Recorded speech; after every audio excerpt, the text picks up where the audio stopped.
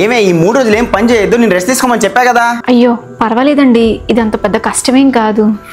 నువ్వు భరించేదో చాలా కష్టమే. ఈ 3-4 రోజులు పోనివ్వు, తర్వాత నీ ఇష్టం. ఇంట్లో ఉన్న పనంతా నువ్వు చేసుకోవచ్చు. అప్పటి వరకు ఏం పని చేయకు. నేను చూసుకుంటానని చెప్పాను కదా కోడలి పిల్ల.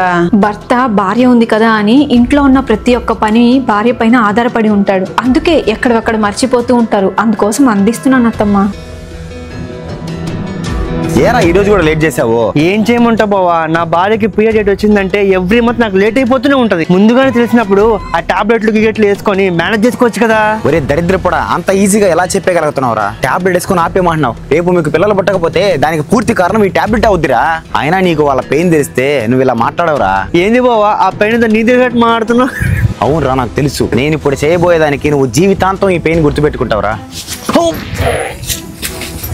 నొప్పిగా ఉందా బావా? అవును బావా, బాగా నొప్పిగా ఉంది. తట్టుకోలేకపోతున్నావు కదా. ఈ నొప్పికి 10 రెట్లు నొప్పి ఎక్కువగా వాళ్ళకి 1 to 5 days లో 20 to 30 times వస్తుందిరా.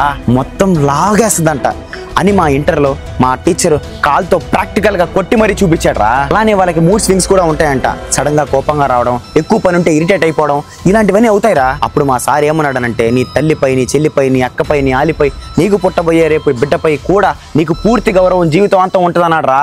ఇక మీద నుంచి నువ్వు కూడా ఈ నొప్పి వల్ల మారతావు అనుకుంటున్నా.